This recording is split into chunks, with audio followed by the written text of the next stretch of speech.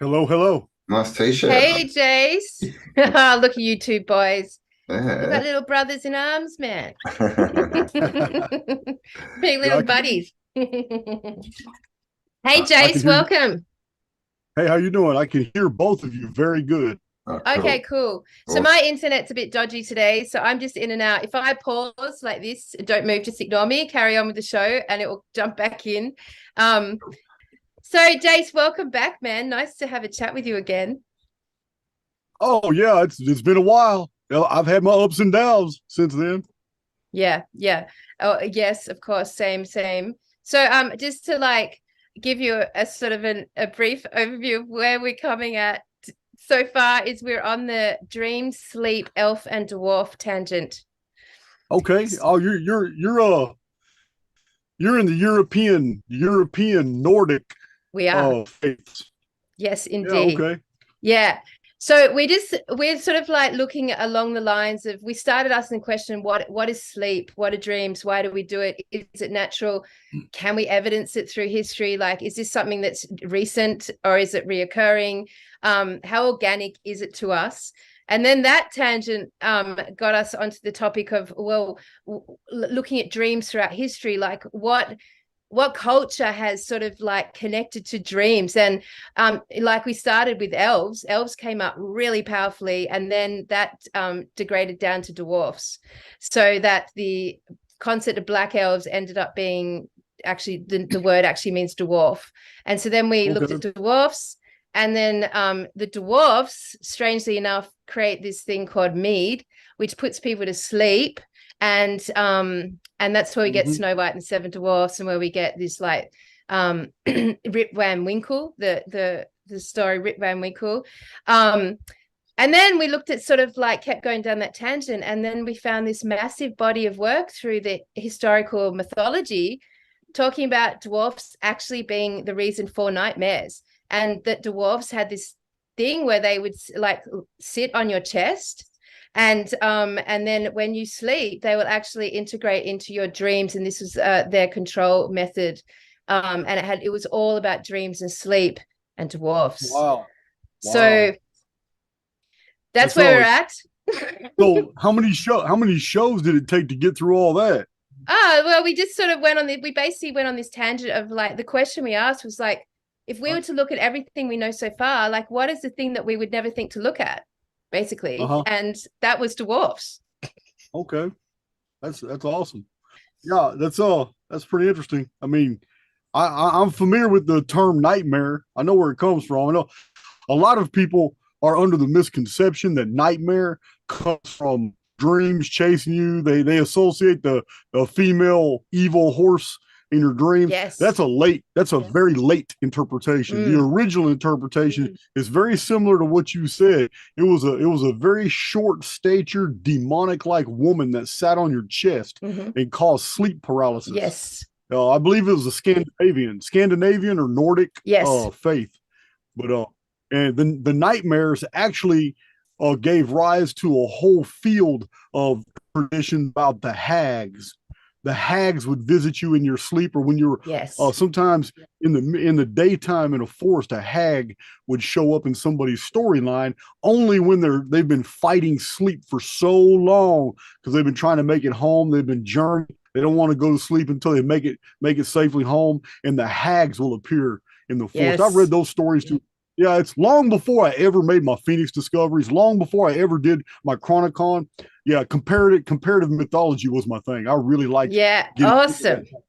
Awesome.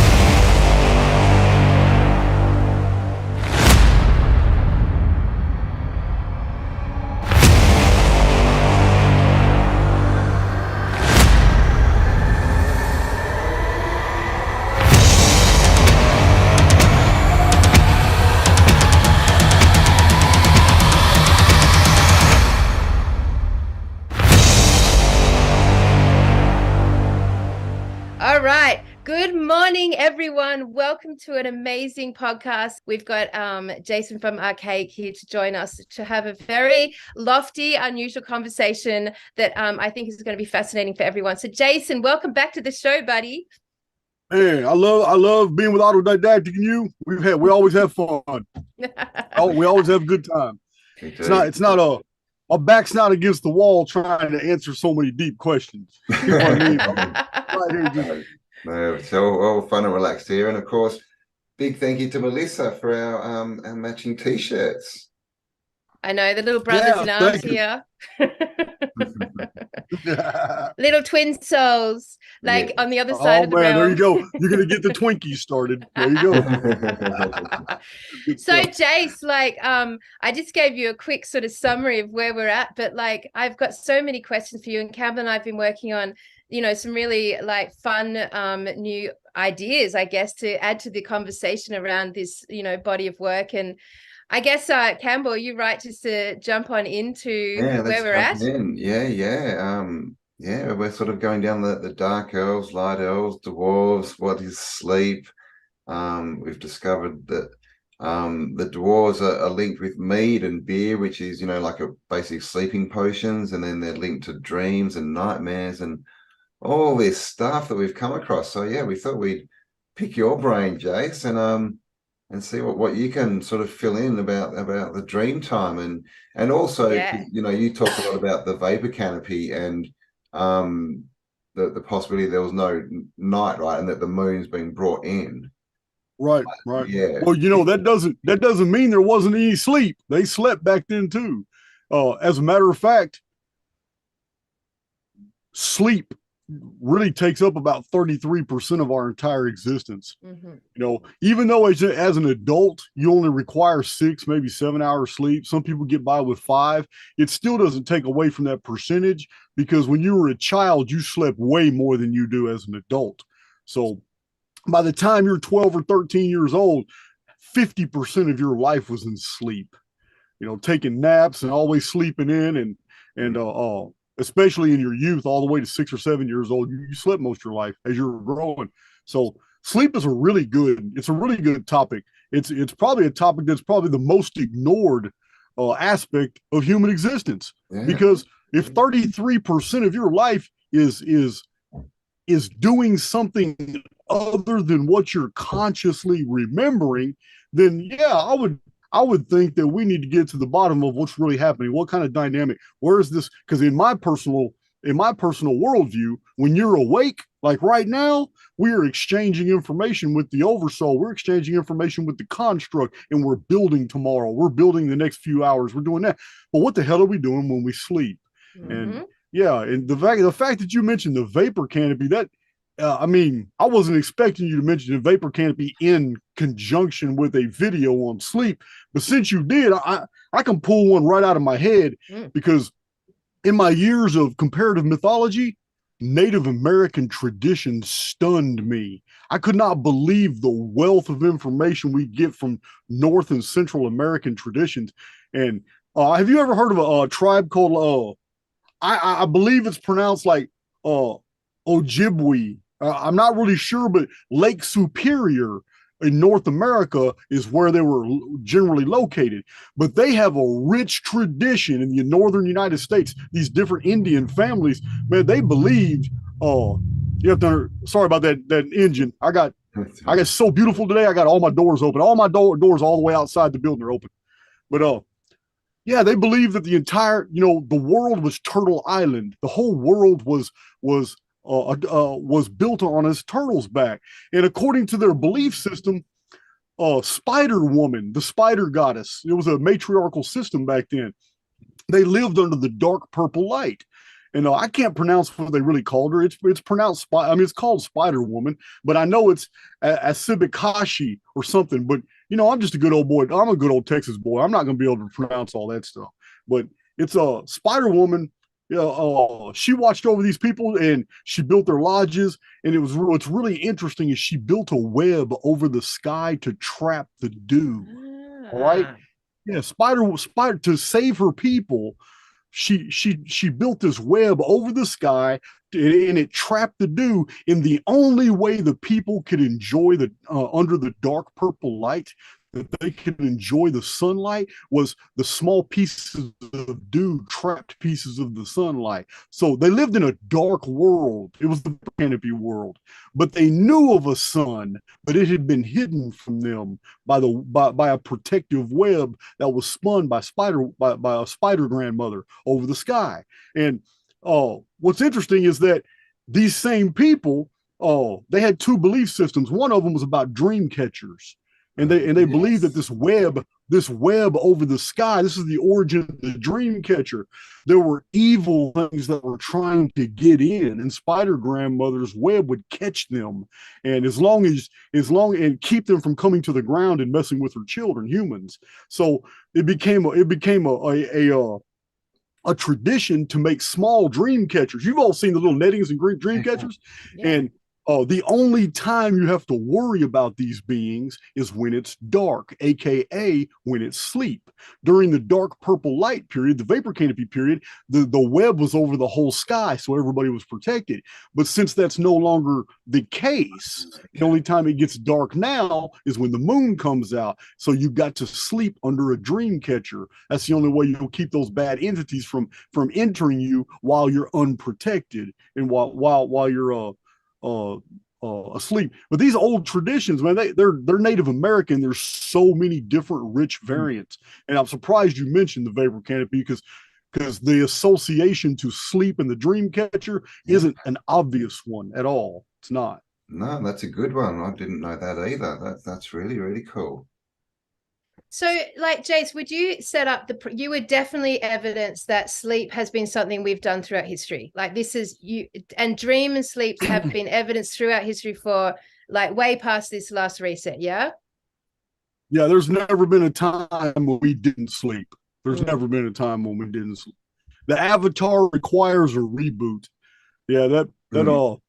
Now, physically, I believe that there has been a biosphere in the past that the Avatar itself didn't really require anything but a small downtime, maybe a nap or something. Under the vapor canopy, it probably wasn't necessary with enriched oxygen, atmospheric pressure, the vitamin and mineral content that we had, the ambient radiation in the dark purple light period. I believe the Avatar was fine. The problem is the psyche. The psyche has to have a reboot. And now I do have some theoretical material in many of my presentations, what I believe sleep to be. I believe that sleep, you are being jacked back into the construct. And the construct is basically plotting all the next reality tunnels that are available to you on the next awake period. Now it's the illusion of freedom. These are all the variables that you could go on the next day. You could surprise it by breaking pattern, which and then when you do that, you catch AIX off guard, and now all of a sudden weird things happen like Mandela effect and coincidence and synchronicity and deja vu. But most people don't experience those things normally. That's only 2 or 3 times in a lifetime you experience that, because most of the time the construct it does anticipate precisely what you're going to be doing. It extrapolates greatly. So I think sleep is when the psyche powers down and the simulation basically takes over and starts mapping what your next moves are. Not knowing what they are, it's just making projections to prepare. Because it has a lot of variables in case you go in a certain direction. It's got to prepare for that. But that's just my interpretation of what I think is happening when we go to sleep, because it's the only time that the central nervous system powers down. The central nervous system is what you see, you hear, you taste, you touch, you smell. These senses are what imprison us. But when we're asleep, we're free of that imprisonment. When we're asleep, we have now divorced ourselves from the containment of the Avatar. We're moving around. We're traveling. We are now free within the holography to do all kinds of things. Some of you guys remember what you do when you sleep. I don't.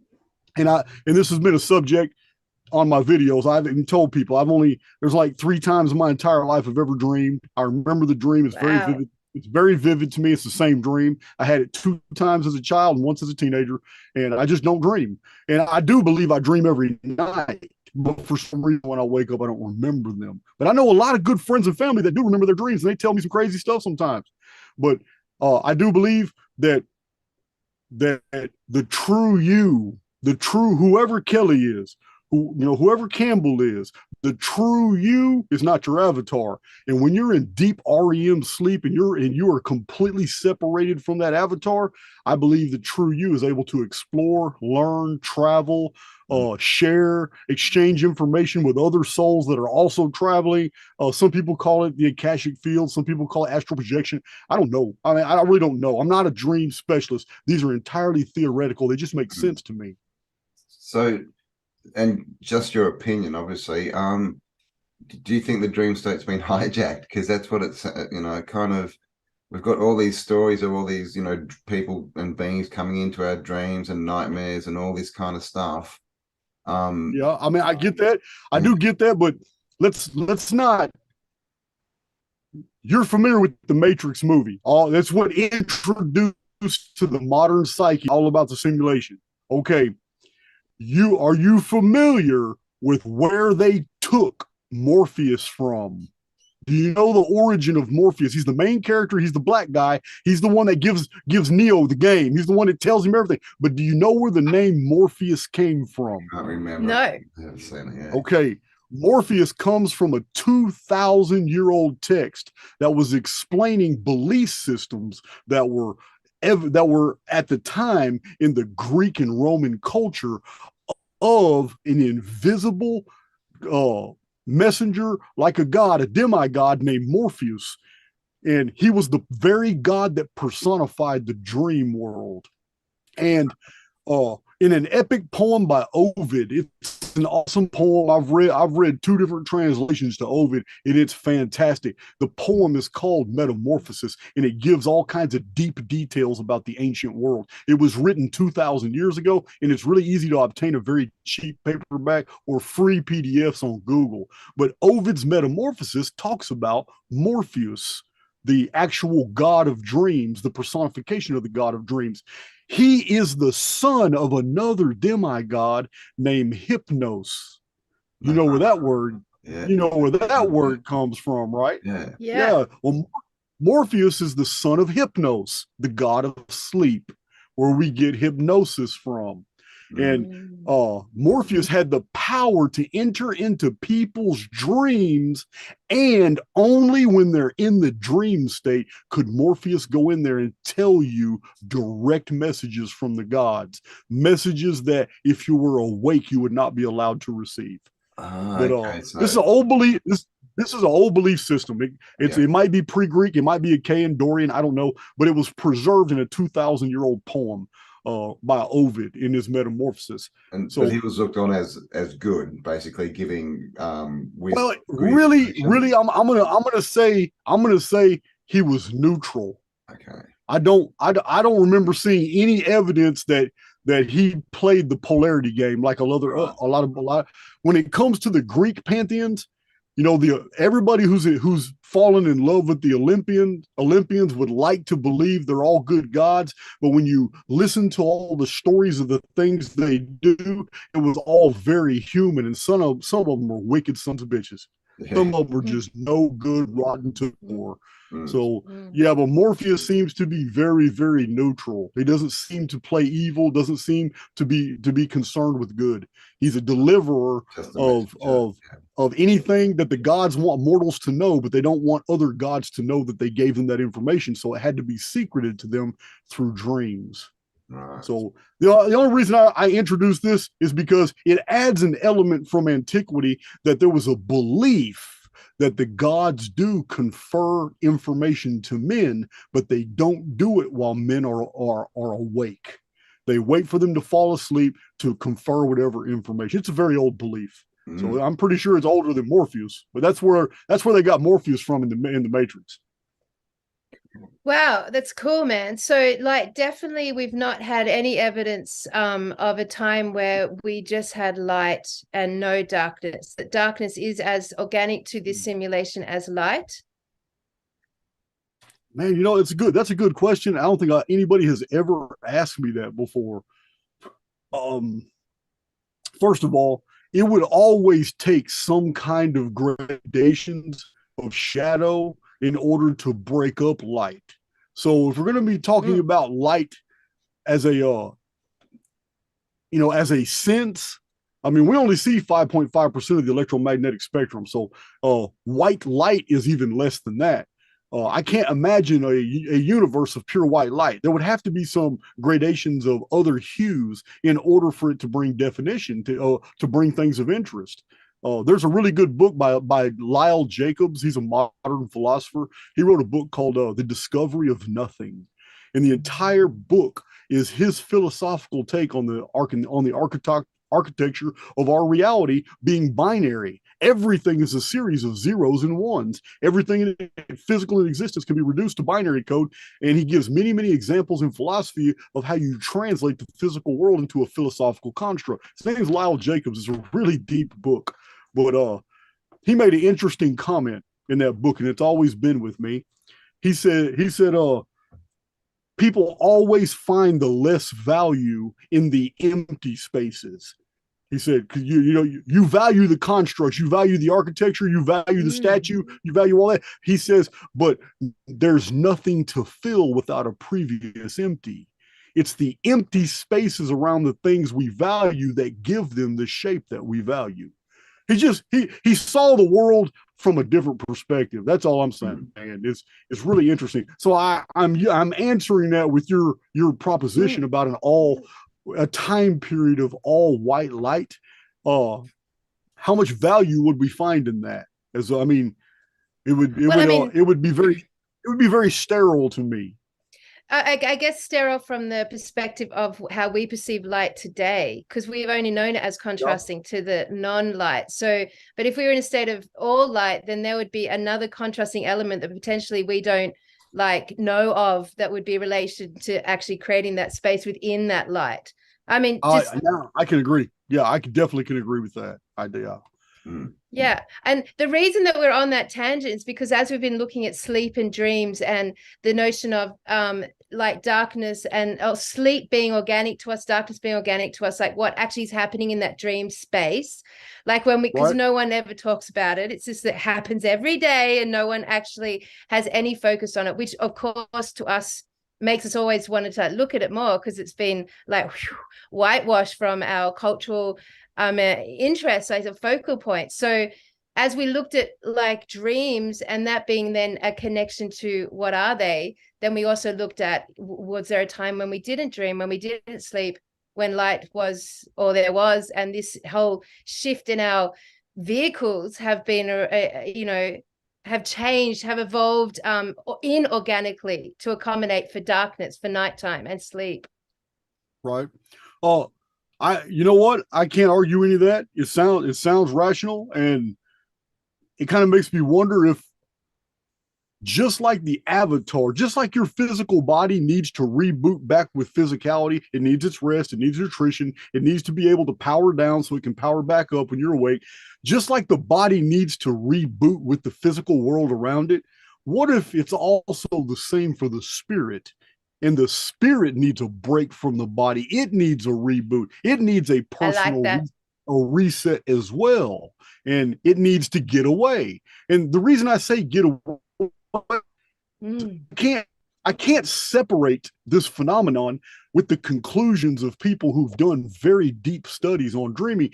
And they found 4 things that are very common with people who claim to dream the most. Now, there are 7 or 8 or 10 different things that there's a whole good list. You can find it on Google. I've read it. There's a list of 10 major things that people dream about, but they went deeper.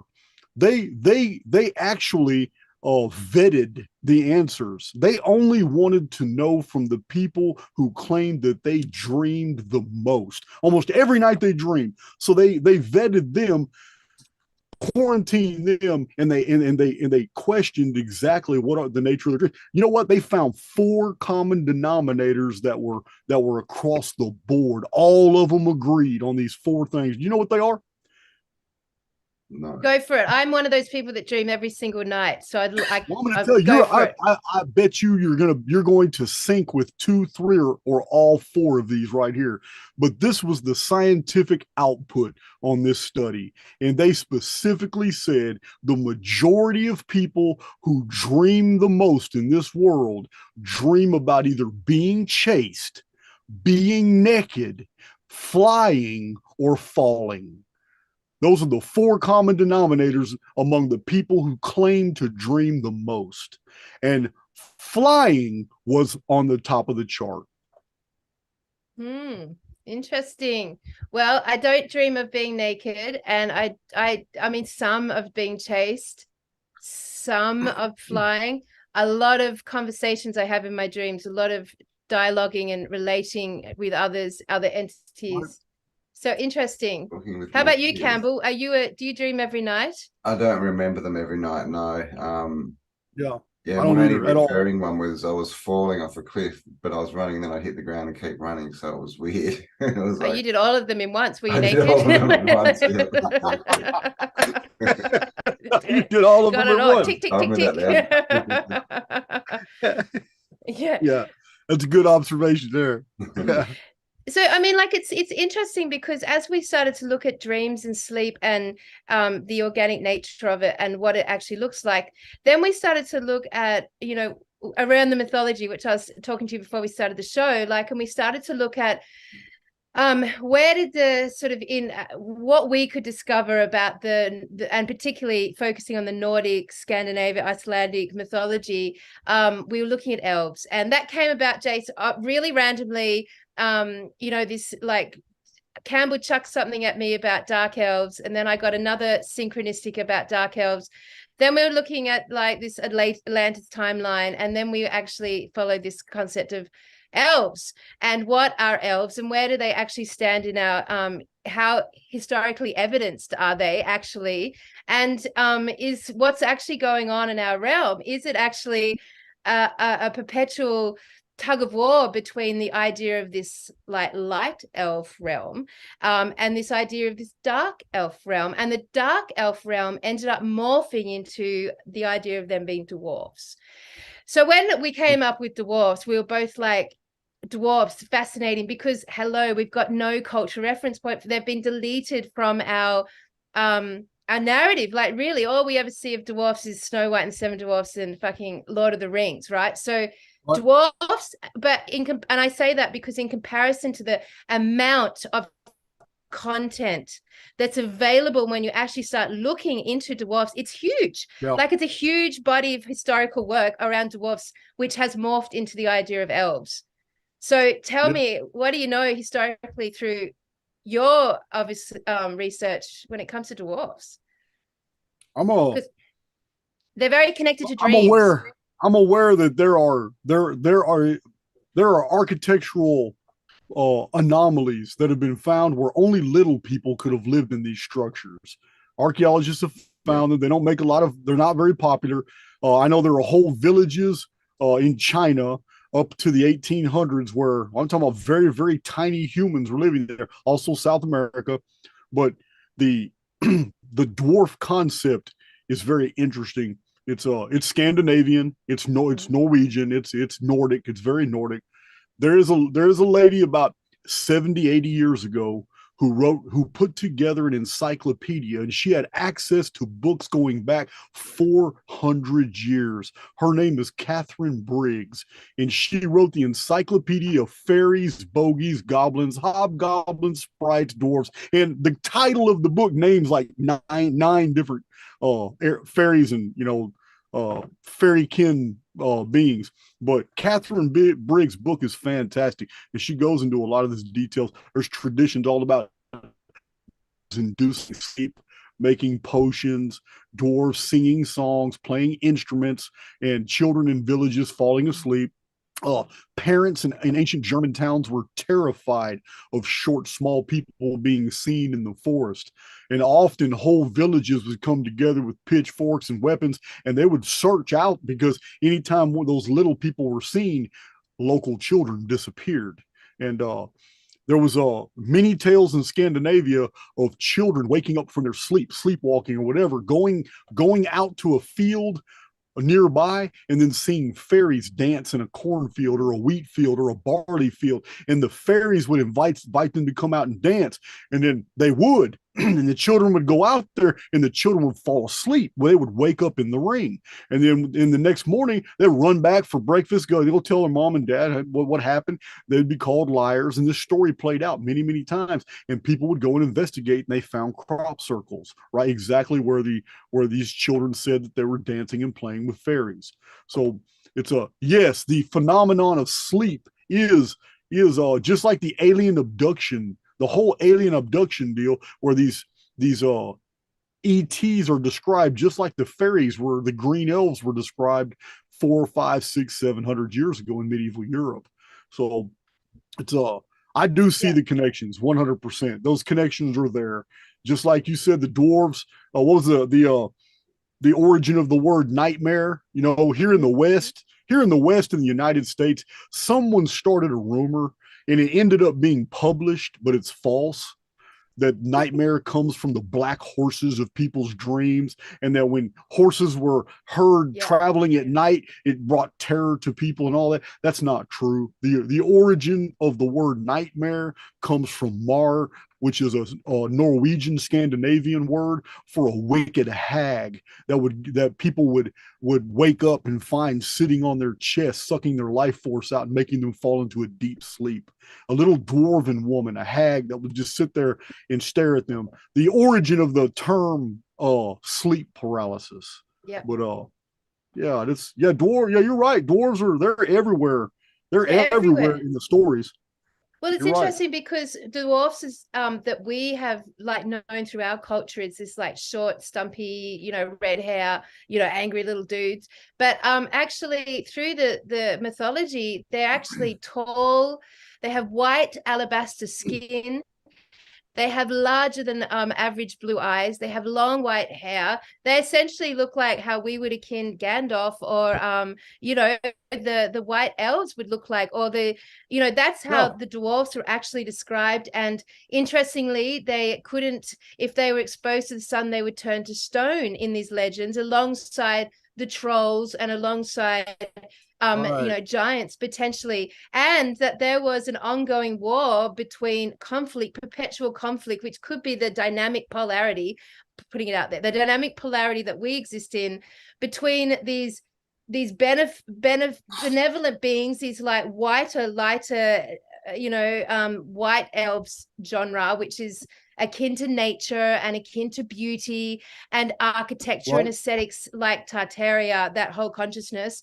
And then we've got the dark elves, or the dwarfs better, which are akin to vampires turning to stone, this whole Medusa technology. And then that questions like, what is the sun? Like, if that was a truth, then what is the sun that exposure to the sun could actually turn an entity into stone? And like, I don't know if we've evidenced this through history in your work, as in that actually being a truth, but obviously we've come across lots of images of, animals and giants and beings that have been turned to stone as we've been going through the Tartarian work. So they're really interesting parallels. And then I'm like, is the simulation held up via dwarf elven magic? Like, did they walk amongst us, Jason? Were they akin to human beings on this realm? Like, has that been completely deleted? Like, is Tartaria just like the step one of understanding what really went on, Campbell. Yes. I'm about to blow Kelly's mind. You ready for this? Go. I'm ready for this. You ready for this? Listen. Gnomes, dwarves, elves, trolls, hobgoblins, bogies, whatever you call them doesn't matter. Those are cultural attachments to the same phenomenon. Okay. We have to go back. I'm answering all your questions in one scenario. I'm answering your question about all the different names, all the different physical descriptions. I'm answering your question about the sun and how it's involved, all that, because it goes all the way back to the vapor canopy world. You have to understand, Europeans aren't stupid people. They never were. Their frames of reference were more primitive because they didn't have the technologically advanced society we have today. Not when these stories were developing. Now, my personal opinion is, and I believe Campbell believes that too, we've been technologically advanced in the past. But during this long hiatus in the last 2,000 years, we have not. We've only had like steampunk versions of technology pop up in different societies, but it's never been a worldwide phenomenon like it is today. So what we have here is during the vapor canopy period, there was civilizations in the underworld that freely came to the surface because they were living in we were living in a biosphere with humans. Remember the old you've got to take this into consideration with the old cosmological models. The old cosmologies were all the same all the way around the world. There was a sky that was an impenetrable barrier. That was their belief. It was a sky that was an impenetrable barrier, and the gods lived there. Then there was the earth where humans dwelt, called Midgard. Then there was Niflheim, which was the underworld underneath them, and it was equally populated with all kinds of races, and they could equally come up to the surface and not suffer anything. And that's because back then there was no sun to fear. You have to still remember the physical descriptions of all the elves and gnomes and trolls and all. Listen, the physical descriptions are of races that live in darkness. The eyes are huge. They can see excellent at nighttime in the dark. They're used to living in the underworld. Now, at nighttime in medieval Europe, they come to the surface. They come to the surface and they're seen. Now, when they're seen, children aren't scared of anything. They befriend anything. And a lot of the origin of a lot of these little fairy stories, I am on board with the existence of subterrestrial races. And I'm also on board with the fact that it's been the modern paradigm that our scientific community is actually lying to us about the origin of the subterrestrial races, and always trying to get us to believe they're coming from space when they've been underneath us from the beginning. And the stories of elves and trolls and vanishing and melting when the sun hits them, they didn't make that up. When the vapor canopy collapsed, it was realized real quick that these beings couldn't come up no more, but for small, brief periods of time in the darkness of night. As soon as that sun started coming up, they could not let that radiation touch their skin, or they would atrophy because they're not used to it. This is like the origin of the real super white Caucasians as well. They were after a cataclysm. They had hid in underground cities. This isn't Jason making this up. We have traditions from Turkey of a king named Abenaki. Abenaki actually took his whole entire population. These are Turkish legends. Phrygian legends. But Phrygia was the kingdom that took over that same geographical area after the Hittites fell. But it's Turkey. And Abenaki took his entire population underground to protect them from something that was going to happen to the sky.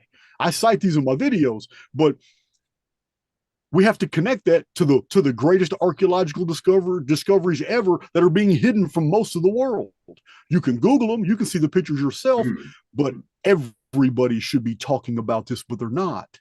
59 underground cities have so far been excavated in Turkey. This isn't fiction, and anybody can verify it. So we have populations of people living for a long time in the underworld. But when they come back up, they find a world that's now has a burning disk for 50% of the time over the sky. And it takes them a long time. A lot of them can't deal with it. So what do? They do exactly what we find in the traditions of the world. The underground races, whatever you want to call them, the sons of God, you want to call them the sons of the earth-born race.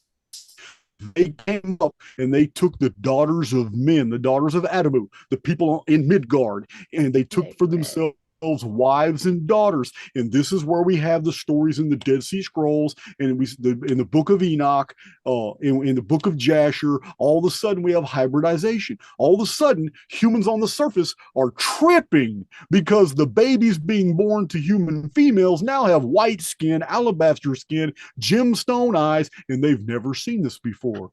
because the people in Midgard up until that time were olive-skinned, black-eyed, black-haired, long, straight black-haired, and they're just like the people of the Urumbaba civilization in South America, which were genetically similar to the people of the Yangtze Valley in China, which were genetically similar to the people of the Melampides of the Nile Valley in Egypt, which were perfectly identifiable with the Mohenjo-Daro, Lyric, and Harappan civilization in this valley region, which were perfectly describable as the black-headed people of Sumer in Akkad at the deltas for the Tigris and Euphrates. All the great river valley civilizations were the exact same race. This is why they had the same reed boats. They had the same type of languages, all starting in pictographs. They had the same belief systems, same cosmologies, and then all of a sudden, somebody who wasn't them popped up in the world, and we are told that they emerged from mountains and they built their Edens, and these Edens were walled enclosures that protected them from the outside world, and they would not let ordinary humans in there. They wouldn't let them, but ordinary humans knew that there were pleasure palaces. They knew that there were gardens. They knew that every good thing was found inside these walled enclosures. They weren't allowed in, though. But what happened was they started coming out of those and taking the daughters of men, and they started giving birth to all these other races that appeared in the world. This is the story from all around the world. It's not just a story from the Book of Enoch or the Dead Sea Scrolls or the Genesis text. It's the story told all around the world. So we have underground species, and there's probably a war on underground, and it's probably more than one species. So I don't know. Some people are really big on the reptilians. They believe reptilians live in underground. I really don't know. I've only found 2 references in all my studies. I've only found 2 references that could possibly be interpreted as reptilian beings living in the underworld. I've only found 2. So that's not enough for me to really tell you that there's a reptilian race down there. But I can tell you it's been a belief forever that there's a race down there, and this is the origin of our gnomes and hobgoblins and trolls and elves. This is who they are. This is why they had the translucent white skin. This is why they had the huge eyes. This is why they had all these features that were solar sensitive. It's there was community, there was communing. We knew more about the Nephilim. We knew more about the inhabitants of the underworld when the underworld could freely concourse with us under the vapor canopy. When that vapor canopy collapsed, that totally separated. You understand what's happening. Heaven, the vapor canopy, collapsed on Midgard, the world, and completely isolated Niflheim or Hell, Sheol, whatever you want to call it. It's in different cosmologies. It's called different names, but it's all the same. It's the 3-part separation of the creation. And when heaven fell, when the sky collapsed, the Middle Earth was cut off from both. Cut off from heaven and cut off from the underworld. So that's my take. That's my interpretation based off all the evidence. But that's it. So basically, that was excellent, by the way. Dwarves are. I love that. We're Sorry, go on, Campbell. Yeah. We're dwarf hybrids then, basically. Like, yeah, well, we're hybrids. I believe that. I believe we're hybrids. There's no doubt in my mind. It's yeah. Look, spiritually, I believe we're all the same. 100% spiritually, but genetically, there are differences in humans. Look, it's not just skin deep, bone structure, size of the skulls, cranial capacity. Yeah, the length of femurs and femurs and limbs. And look, there are huge differences in human anatomy. I mean, some people with high melatonin actually have skin 3 times thicker than people of European descent. As if it's almost as if they were genetically designed to survive extreme temperatures that other people cannot. Yeah, I mean look at that. Look at the almond-shaped eyes of Asiatics. They got an epicanthic fold that even anthropologists say, even biologists say it's not natural, it's cosmetic. So it's almost like it almost defies the entire evolutionary model to have that epicanthic fold that gives the Oriental that almond-shaped eye. It's totally genetically cosmetic, and no one knows where it came from. because it would have never naturally occurred. And man, I've read books on genetic modifications in humans in ancient times that do not make sense. Human skeletons that have been found with extra ribs on each side, extra digits, 6 fingers on each hand, 6 fingers on each feet. And it wasn't something, an anomaly. It was like in Nevada where they found an entire village full of skeletons that all had. It was their genetic trademark. It wasn't an anomaly. It wasn't something. It was the norm. Every skeleton they found had six fingers and 6 toes, and they were expert basket weavers. And it's almost comical. Of course they would be. They got an extra digit. they can make all kinds of things. So yeah, our world is not what you think. You guys know that's my mantra. It's one of my mantras. Yeah. Our world is not what we think. The evidence is everywhere that we have an underworld, and that underworld is occupied, and there is an active disinformation force out there trying to get everybody to believe that all anomalous phenomena are from aliens in space. Yeah, it's not. Yeah. So sorry to summarize that, Jay. So I've got my head around it clearly. Like the sky. So there was 3 tiers basically. The heavens, Middle Earth, hell, the hell realm. So and so the sky collapsed, and that separated the realm we're in from the other 2. So there is an underground, there's an underrealm realm, and there's an above realm. And the separation so you'll understand the separation perfectly. Okay, today, every day you wake up, you have daylight and you have nighttime.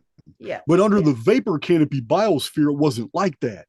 Under the vapor canopy biosphere, when the sun was up, it was absolutely unseen. The sky was a dark purple light, high humidity, thick atmospheric pressure, ambient radiation. It was a totally different biosphere, and it just lit the world up. Like the Native Americans say, it was the time of the dark purple light. So, but at nighttime, it was pitch black space, but brilliant stars because of the condensation. Just like Genesis says, every evening and every morning, the moisture in the sky came down to the ground as a thick dew. Same thing the Native Americans said during the dark purple light, that the only way they could ever see the sun were the tiny pieces of sunlight trapped in the dew. The dew came down every night, and it animals grew to astonishing sizes. People grew to astonishing sizes. Plants, flora and fauna all grew to astonishing sizes during this period, about 2,000 years. Then the vapor canopy collapsed. But the stars were magnified because this vapor canopy that sent this condensation down, this moisture, there was still enough moisture in the mesosphere to turn that layer of the atmosphere into a magnifying glass.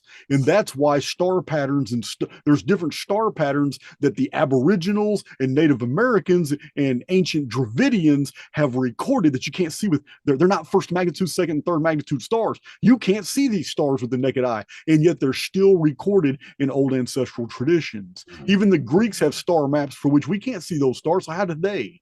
But we now know with the mesosphere intact, every night the stars were magnified. This is why the moon was venerated and the goddess religions were powerful back then. The moon filled the sky. On the other side of this giant nightly magnifying glass, the moon was right there filling up the sky. But the moonlight was not reflected sunlight. That's a misconception. The moonlight is giving its own dark light. It's a different temperature. It's a different gradient. Moonlight is not reflected sunlight. That's why I believe 100% the moon is a hologram. It is emitting light, but in phases to make it look like to you it's reflecting sunlight, but it's not. This is why in the vapor canopy, other species underworld could come up with and do all the things they do and interact. And this is why the legends and traditions of the ancient world are so weird, that not everybody who was intelligent was human. So this was the world, the biosphere. Well, when that vapor canopy collapsed, that ended that entire world. That's the day the sky fell. And when the sky fell, the great flood occurred and killed off a large population of the race of people. And from that day forward, the people in the underworld could only come up for small periods of time and in the darkest of night. Well, that's interesting because most of the mythology we actually came across and looked at, they were from the Nordic, Icelandic, and they're in 6 months of darkness, 6 months of light, and they've got the whole northern light. They've got such a different atmosphere around them on that level. I agree. Well, I mean, that period of time, like we started this video with like Spider Grandmother and putting the web in the sky in the dark period to pure light. Listen, I forgot to mention this, but in those same North Native American traditions about Spider Grandmother among the Abenaki or wherever they're called, Abenaki or whatever, similar to the guy in Turkey, the king in Turkey, but around New England in the United States, southern Quebec area, those Native Americans there, they added more to the traditions that I hadn't seen in the other Native American traditions. Like I said, I've read many books on Native, like from the explorers in the 1700s and 1800s that were questioning all these old tribal elders. The books that they published back then are phenomenal. You don't read a lot of these stories in modern books, but one of the things that really stood out to me was that when the Great Spirit built the world on top of a turtle, and the ancients called it Turtle Island, it only had people, mountains, trees, plants, and all that. So the Great Spirit rested, and when the Great Spirit rested, it fell asleep. And it dreamed all things. And in its dream, it created all the animal species. When the Great Spirit woke up, it saw Turtle Island was now filled with all kinds of animals, and mankind was happy. And I don't know where they got that, but that's a part of their traditions. They added to that. But there's just so many. The Native American traditions are rich. They are so rich in detail about that period of time. I just think I love it. I love the original. I like it because it's uncontaminated. Here are people that have been living a Neolithic lifestyle for thousands of years. So they have passed from mouth to mouth. They have passed these traditions religiously. It's not like a lot of the things we find in ancient texts that have passed through many scribes, many sources, many interpretations, have been redacted, lacunas have been filled, interpolations have been inserted when a different language is being used. It's not like that with these Native American traditions. They remember things as they were. That's what I like. That's why we're told they're all just myths and legends, right? We're not supposed to listen to that kind of stuff. Most of the giant traditions don't come from Europe. Europe has giants, yeah. Loki had giants, fought giants, and yes, giants are mentioned in the United Kingdom folk tales and all that. But you want to hear some stories about giants? Read any traditions about ancient American Native American traditions. All their stuff. They got White Rabbit and Glooskap and Bokika. They all fought giants. They were all giant killers. Giants are just as popular in Native American traditions as all the supernatural animals like White Rabbit and all that. But that's crazy. Yeah, right. Yeah, they believe in giants a lot, and that's relative to what we're talking about, because who told those stories? See, one thing that I've examined I have like 5 videos on giants. In one of my videos, I try to show a different perspective. All of us, we're in the same basic genetic family, all 3 of us. And what I mean is there isn't a little people, there isn't a dwarf, there isn't a giant among us 3. We are considered by our contemporaries average males and female as far as body types. All right, that's who the 3 of us. Yeah. But what about if we were to change the perspective of some of these legends that we're talking about giants? What if those traditions were only handed down to later people who were our size, but the original traditions came when there was only a short race of people here, when people our size showed up on their shores? Do you follow me? Yeah.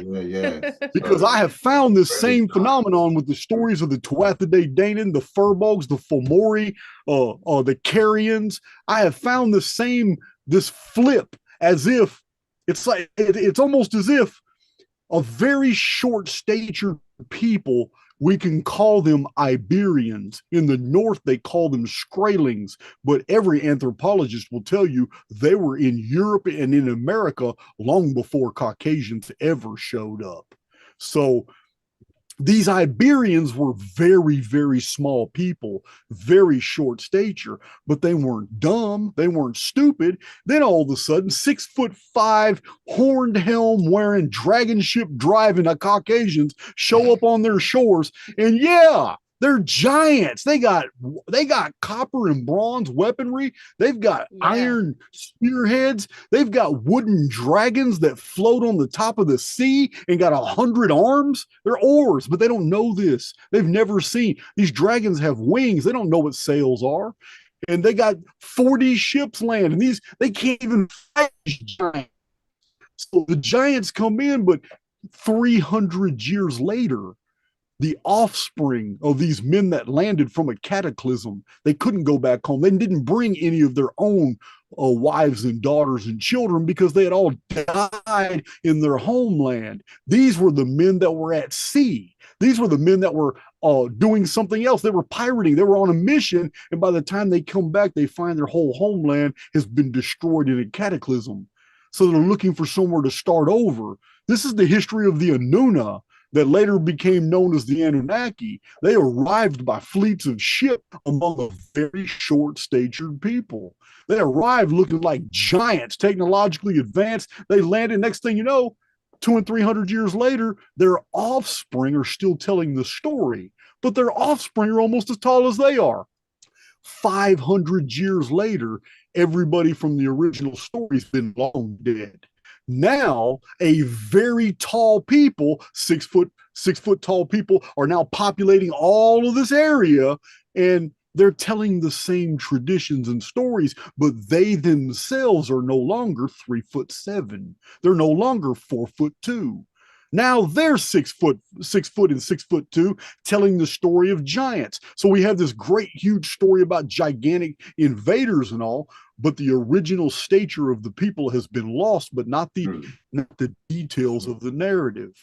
And this is what I have found a lot in my researches. It explains why we don't find those gigantic human skeletons.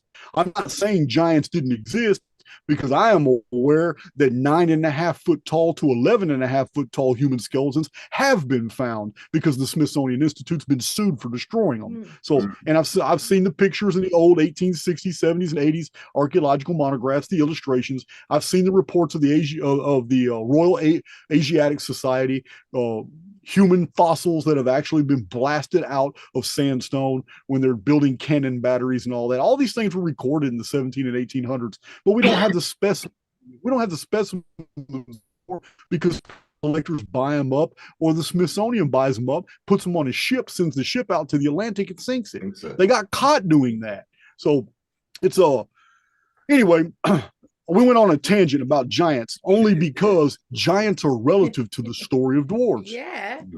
And that's interesting because the Aboriginals, they have the pygmies here in Australia. Like the pygmies were a big part. They were like 3 foot high. And that's pretty well known to everyone here. I think your family even had some connection, Campbell, to pygmies. Is that right? Yeah, well, my mum lived in like Queensland when she was young, and yeah, they were around. Like everyone sort of knew of them, and now that they seem to have just don't know when, don't know how, but they've just disappeared somewhere between. Isn't that weird? Yeah, somewhere between when my mum was a kid and when I was a kid, gone.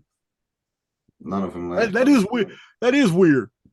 Like how can we not even keep up with a whole community of small people? That's crazy. It's that is crazy. Yeah, so I've done a bit of research and I can't find anything on them anymore. There's pictures from the 60s, 1960s and stuff. Well, did you know that the tallest people in the world they're in Africa and they're called the Watusi tribe? Yeah. The tallest people in the world are the African Watusi, and they live in the same area and have constant dealings with the shortest people in the world. From the Congo, the sub-Saharan African, the Bantu pygmies. That's I read that. I think I read that in like Guinness Book of World Records. The tallest and the shortest people live in the same forest. But Yeah, it's I mean, crazy. you can show with that shifting concept, Jace, like you can see like the artwork, a lot of the artwork we look at, you know, it's this giants with these little people. Like that so easily could have been the 3 foot versus the 6 foot, you know, Mm. from the perspective of the 3 foot artist, like that would definitely account. But it doesn't account for like the, you know, the 15-foot doorways that we have in some of these buildings. You know, there's massive fucking buildings with massive Right. doorways and windows. Yeah.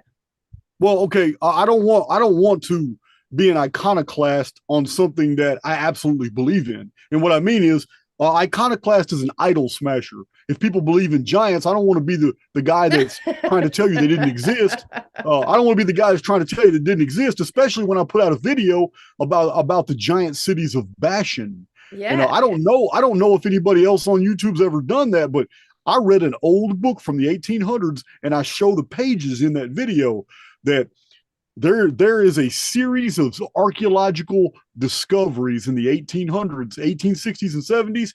Why this guy went through northern Syria and he used the Bible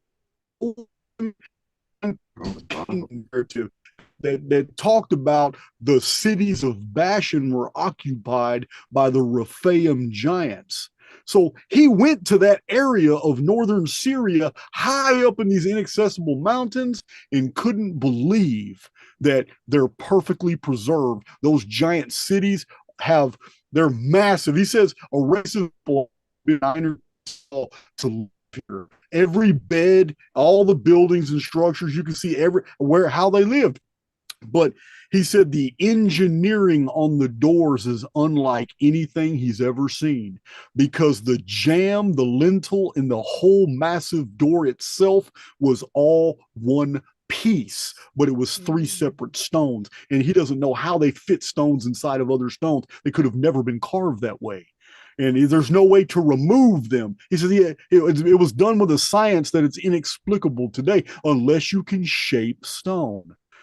Like, so anyway, his book is all about this. He's just marveling over the fact that they're preserved in Syria today, and on the ancient maps it's called the giant cities of Bashan, and they're still there. They're still there, high in those Lebanese mountains, and anybody can go see them today. A lot of them have been taken over. They're inhabited by modern people, but you can still see that they were built for giants. They were built for humans that were on average 9 to 10 foot tall.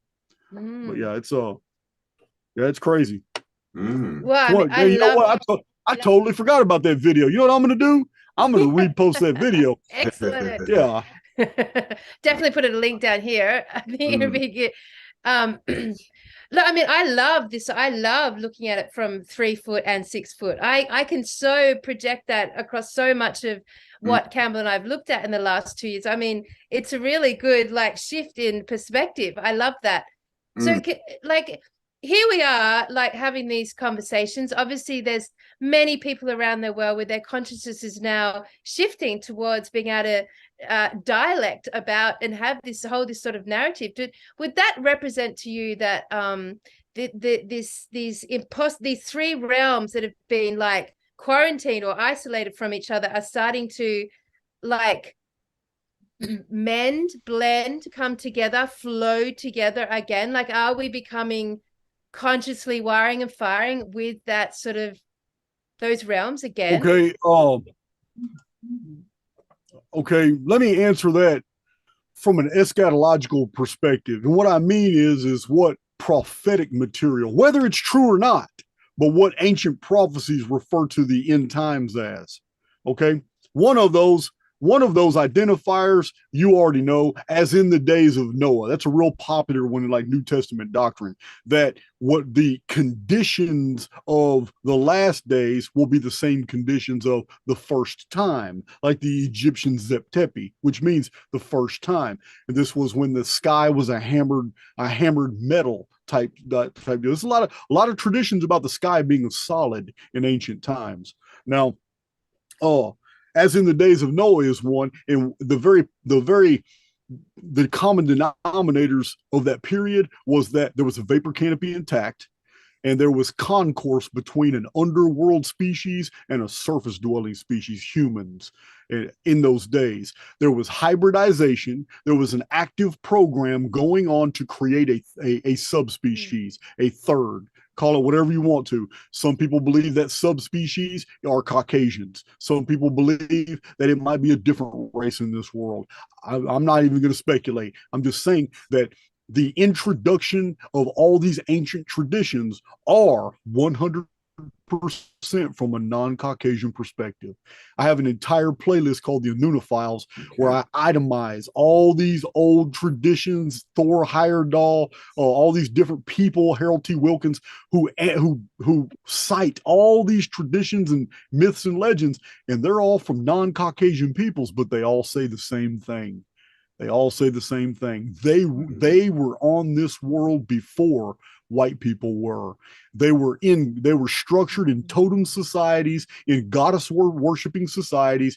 They revered the moon. They drew their powers from the stars. The sky was a dark purple or dark blue light. It was a very different world. The animals were easily controlled, like a female power, but the animals were also gigantic, but they were easily domesticated. They weren't like when the dark purple light collapsed. Now all of a sudden the animals were the enemies of mankind. The animals become unruly. So we have to take all these things in consideration. This is why I'm always pushing the Phoenix chronology of people, because that's what we have. May 2040, we have the return of the vapor canopy. The Phoenix will bring it back. And if that's true, then now we understand what these other prophecies are about. Because a lot of these things in Revelation and in Second Esdras, in the book of Matthew and Luke, these prophecies about the conditions that humans are going to suffer in the future, they could never happen right now. But they can happen once the sun is removed from the equation. So yeah, I don't want to go deep in that. I've already got people already tired of hearing all that. But what I'm saying is, yeah, I'm talking about on my channel. Yeah, I get carried away. I'm always talking about the Phoenix chronology and all that. But I'm just trying to answer your question the best way I can, and it's that all this is returning. It already began. There's already concourse between an underground species and the elite today. We already know this. There's way too many researchers who have died, been murdered, come up missing, who keep coming up with very significant data that there is something going on between the rulers of our world who are human and some type of agreements they have with what they're putting out as misinformation is an extraterrestrial species. It's not extraterrestrial though, it's subterrestrial. That's what they're really trying to hide, is that all activity, all movement between the elite and this other race is in the underworld. That's what that's what my channel's about. Archaix, that's what I go into detail in so many videos that you gotta quit looking up. Everything in the sky is there to deceive you. All activity in this realm is underground. Yeah. I've even theorized that the mechanics of the Phoenix phenomenon itself is controlled from the underground. That's how convinced I am that everything's happening in the underworld. Yeah. Nice. So it does tap into your dwarves and elves and all that. So yeah, but imagine this. Vapor canopy returns. All these prophecies, now all these prophecies start coming true. It's hard for people to die, just like Revelation says. Very hard for people to die. Because now they're healing rapidly. Vapor canopy's back, atmospheric pressures change. It activates latent genes within us that allow for rapid cellular regeneration. Man, we can we can hold our breath for long periods of time. We have antitoxins built into our genetic structure. It's almost impossible to die. And now, just like some of the prophecies are talking about, it's going to be much worse for you if you kill somebody in that time period. Think about it. How much work and effort are you going to have to go in to murder somebody under those conditions? Because there's no more claim of accident. There's no more claim of, damn, I didn't mean to hit him that hard. Or damn, I didn't mean to do. No. Yeah, you'd have to beat him 400 times with a shovel, because in between hitting him, his knots are going back down. He's already regenerating and healing. So during this vapor canopy period, we have other prophecies in the book of Revelation that now make sense. The invasion isn't coming from the sky. That's going to be the lie in the future. In the book of Revelation, it says the invasion comes from the bottomless pit. That's somewhere underground. That's in the book of Revelation, and anybody can read it. The book of Revelation talks about one of the 7 kings that returns. Remember, as in the days of Noah. One of the 7 kings were ruling in the vapor canopy period. When the 8th king took the throne, the flood happened. Vapor canopy collapsed. He never enjoyed his reign. But in the book of Revelation, there's a riddle. It says there were 7 kings and then an 8th until the 7th secured his throne. I mean, it's a huge riddle. I can't cite it verbatim, but there's a huge riddle in there, and it mentions the existence of an 8th king and that he's coming back, and then it names him. He's Abaddon the Destroyer. Abaddon the Destroyer has the key to the bottomless pit, the underworld. And why can he now open the underworld for a whole invasion of the underworld to come to the surface in the middle of the apocalypse? He can do it because his soldiers are no longer fearing sunlight. The vapor canopy is back. The fact that the vapor canopy is back after May 2040 is also evident in the 7 trumpets of Revelation, which says that God will reduce the day, the night, the sun, the moon, and the stars by 1/3. Every bit of that's in there. Every bit of it's in there. So all the clues as in the days of Noah are right there in the book of Revelation and in the book of 2nd Esdras. Because in the book of 2nd Esdras, there's a lot more details that are harrowing. I'm not going to say in here. People can read that for themselves about what's going to happen to the human body and some humans, some births, stuff like that, babies, stuff like that's just, it's too sensitive for this right here. This is supposed to be good times with autodidactic and Kelly. yeah. We're not trying to create nightmares right now. Fucking awesome. Amazing. Yeah, right. So Campbell, like we go through this process of really researching. It makes so much sense. Like this is just like cross references everything that we've got to so far, that this is this and what is going on down here is where everything is happening. And I totally agree. Like it's such a fascinating Campbell, we've got so much work to do on this topic. Hey, check this out. I'm gonna here's something that was interesting that there's a Japanese belief. There's a Japanese belief that I thought this was really crazy. Somebody should do a meme or something about it. But there's a Japanese belief that if you can't sleep at night, it's because you're already in somebody else's dream. Whoa. And I thought that was cool as hell. I thought that was cool as hell when I heard that. But the Japanese, I don't know if it's a modern belief by the Japanese, but at one time it was one of their core beliefs. I think now it's just something traditional. Wow. But yeah, among the Japanese, if you find yourself restless at night and you can't sleep, it's because you're already in somebody else's dream. You may as well stay that. Yeah, it's crazy. That's cool. Crazy. I mean, like if we look at it with our Indigenous, I haven't actually come across many Dreamtime stories about the underground, Campbell. Have you? From our Indigenous here in Australia? Really, no. We might have to ask a question. Yeah. It's very geared to the sky, but not so much to the underground. I mean, I haven't really asked many of our elders, but I definitely would like to find out more information about that. Okay, let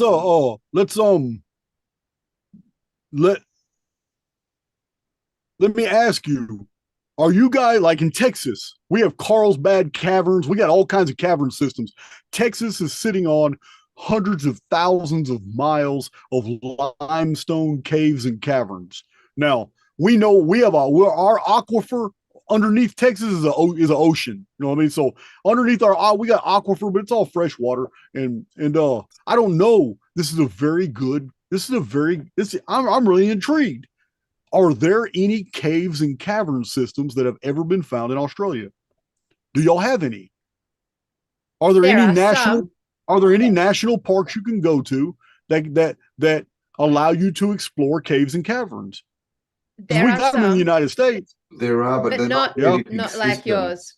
Yeah, they're normally just sort of individual caves or a little bit, but no big system. We've heard about, you know, big tunnel systems and stuff going, you know, around, but as far as natural caves, not really. Huh. I mean, not that they tell us. Having said that, where my old farm was in an area called around this place called Inverell, and there was a thing called the limestone caves. And it's one of the only unexplored cave systems in Australia. And it's got a very humble opening. And basically, you only can go in maybe 100 meters before it just looks, you know, treacherous. But it is known to be one of the largest underground cave systems unexplored in Australia. And though we have different caves in different national parks, like the idea of catacombs, the idea of extensive cave systems, it is definitely not highlighted or put on any tourist attraction information here in Australia. No. Oh, that's interesting. You guys remember one of the movies that terrified me when I was a kid was Dennis Quaid. He went into the dreams of a child to help that child fight a monster that was like a snake man that chased him in his dreams. Awesome movie. Dreamscape. Awesome movie called Dreamscape with Dennis Quaid. It's like 1982, 83, or 84. But it's y'all never saw that movie? No, don't think so. Yeah, this scientific experimentation found out that this guy had a knack for being hypnotized. He was very easily susceptible, and the scientists took him in there, told him, "Hey man, I've developed some technology that you can cerebrally interface with somebody who's already asleep if you're a willing participant. If you're not a willing participant, the resistance alone will keep you from being able to do it. But if you're willing to go in his dream, once he's in REM, I can send you in there." And that's what he did. And man, he wished he didn't. That's very dwarf-like. Yeah. That snake man tore his ass up. Yeah.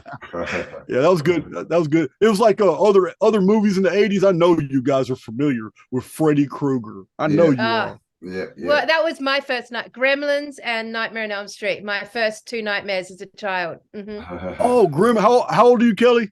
I'm 44. Okay, you're not saying you're a lot younger than I am. But yeah, Gremlins was great, but it was a comedy. It was a comedy. Freaked me out, man. Add the water. Yeah. Freddy Krueger was kind of it had comic moments, but it was horror. It was really scary. It scared the hell out of me. I didn't even like the concept that, because Freddy Krueger, while you were awake, he could not hurt you. Yeah. He was undefeatable. He's an immortal. You can't mess with him.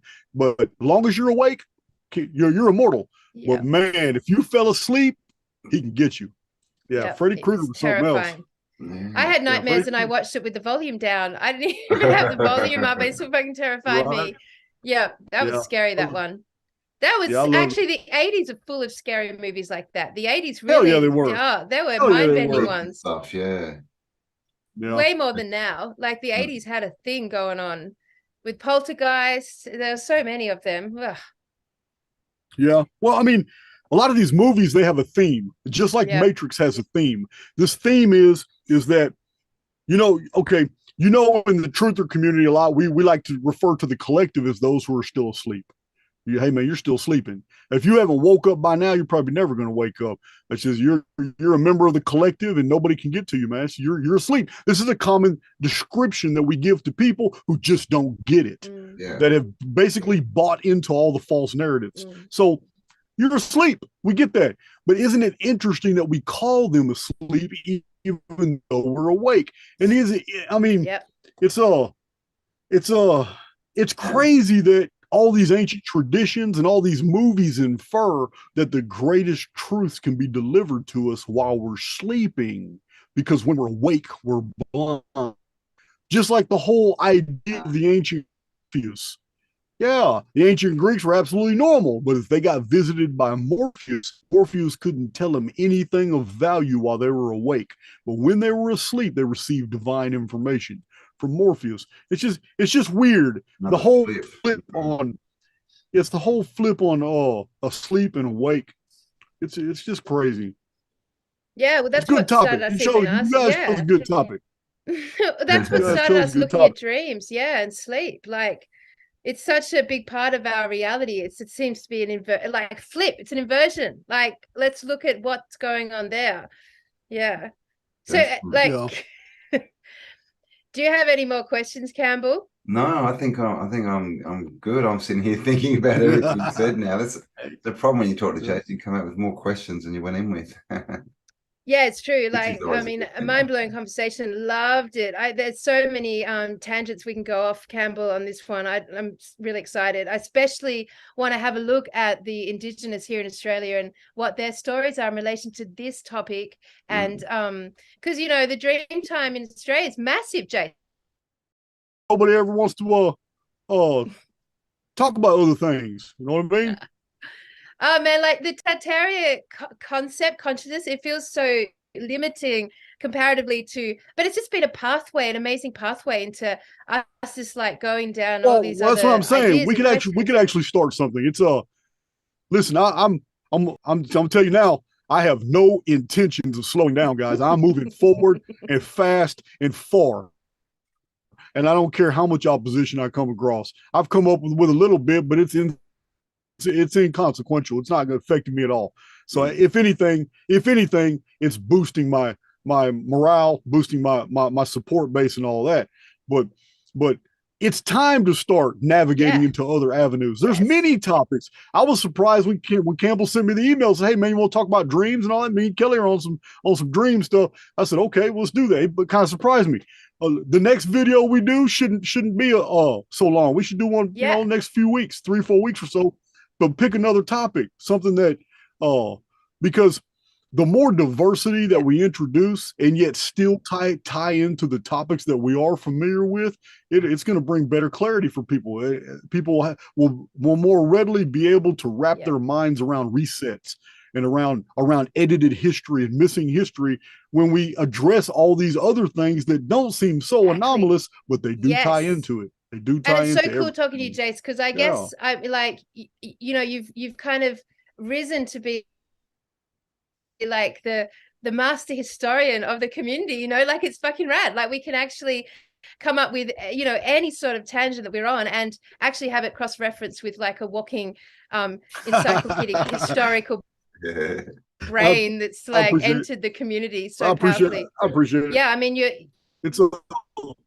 offering an amazing service, honestly, to so many of us who are just like have so many questions, and it's so nice to be able to talk about such, you know, I'm like Tartaria is sort of like over here now. Like, there's just a million things that like need to be discussed, and within doing that, gosh, new tangents create new understandings and new thoughts for people like that. I get it. Yeah. I get it. That's all. I'm down with it. Y'all come up with another topic. Awesome. All right, awesome. We've been challenged, Campbell. Excellent leading.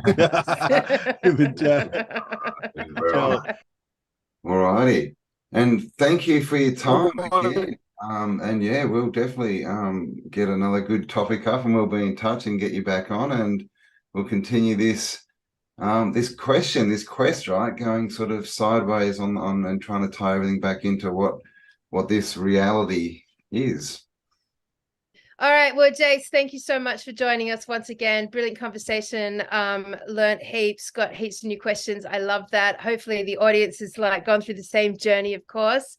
And yeah, I mean, Merry Christmas, man. Like it's almost at the end of the year and time for some it is. Yeah, I think some time for some rest for everyone. Yeah, like you just chill out in their homes for a bit. I think it'd be good for everyone. So many energies going on, so much energy using, and even like starting to debunk and unprogram our minds. You know, it's like people need to rest. I mean, here we are talking about sleep. Well, I bought my Christmas present. It's right here, a brand new mic from my studio. Right awesome. Here. And with that, I'm going to sign out. I love you guys. Love you too, Jason. Thank you so much, man. We'll talk to you soon. You have a great one, buddy. See you, mate. See you, mate.